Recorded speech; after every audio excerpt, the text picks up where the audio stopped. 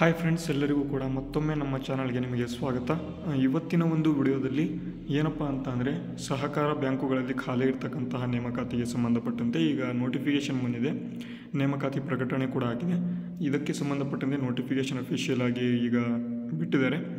ಈಗ ಇದಕ್ಕೆ ಕೊನೆಯ ದಿನಾಂಕವನ್ನು ನೋಡೋದಾದರೆ 27/9/2025, ಇನ್ನೂ ಕೂಡ 15 ದಿನವರೆಗೆ ಇಲ್ಲಿ ಟೈಮ್ ಇದೆ.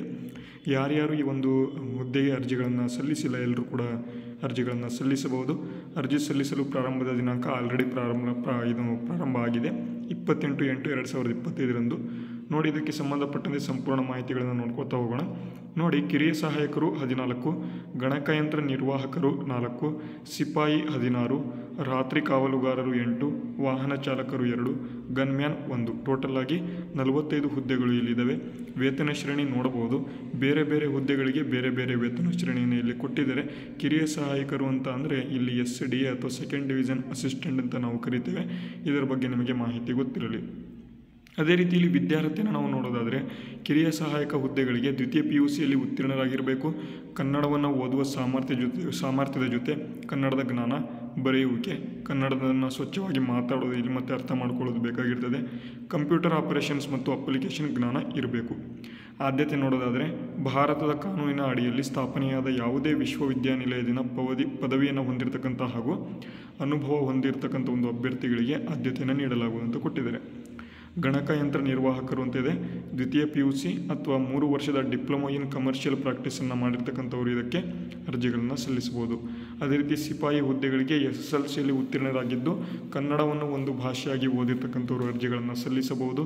ರಾತ್ರಿ ಕಾವಲುಗಾರ ಹುದ್ದೆಗಳಿಗೆ SSLC ಉತ್ತೀರ್ಣರಾಗಿದ್ದು ಕನ್ನಡವನ್ನು ಒಂದು ಭಾಷೆಯಾಗಿ ಇಲ್ಲಿ ಓದಿರಬೇಕು ಅಂತ ಕೊಟ್ಟಿದ್ದಾರೆ. ವಾಹನ ಚಾಲಕ ಕೂಡ ಇಲ್ಲಿ SSLC ಓದಿರಬೇಕು ಅಂತ ಕೊಟ್ಟಿದ್ದಾರೆ.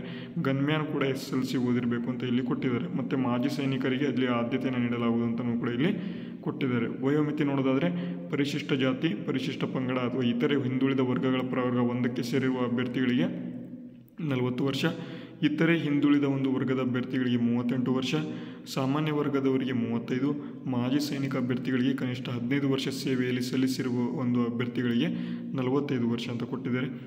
ಅರ್ಜಿ ಶುಲ್ಕ ನೋಡೋದಾದರೆ ಕಿರಿಯ ಸಹಾಯಕ ಹಾಗೂ ಗಣಕಯಂತ್ರ ನಿರ್ವಾಹಕರಿಗೆ ಇಲ್ಲಿ ಅರ್ಜಿ ಶುಲ್ಕ ಇಲ್ಲಿ ಕೊಟ್ಟಿದ್ದಾರೆ. ಏನಪ್ಪ ಅಂತ ಅಂದರೆ 18% ₹2,000 ಪ್ಲಸ್ ಅರ್ಜಿ ಶುಲ್ಕ ಅಂತ ಇಲ್ಲಿ ಕೊಟ್ಟಿದ್ದಾರೆ. ಪರಿಶಿಷ್ಟ ಜಾತಿ, ಪರಿಶಿಷ್ಟ ಪಂಗಡದವರಿಗೆ ₹1,000 ಪ್ಲಸ್ GST ಅಂತ ಇಲ್ಲಿ ಕೊಟ್ಟಿದ್ದಾರೆ. ಸಿಪಾಯಿ, ರಾತ್ರಿ ಕಾವಲುಗಾರರು ಅಂತ ಕೊಟ್ಟಿದ್ದಾರೆ. ಇವರಿಗೂ ಕೂಡ ಇಲ್ಲಿ ಅಮೌಂಟನ್ನು ಇಲ್ಲಿ ಕೊಟ್ಟಿದ್ದಾರೆ. ₹1,000 ಪ್ಲಸ್ 18% GST ಅಂತ.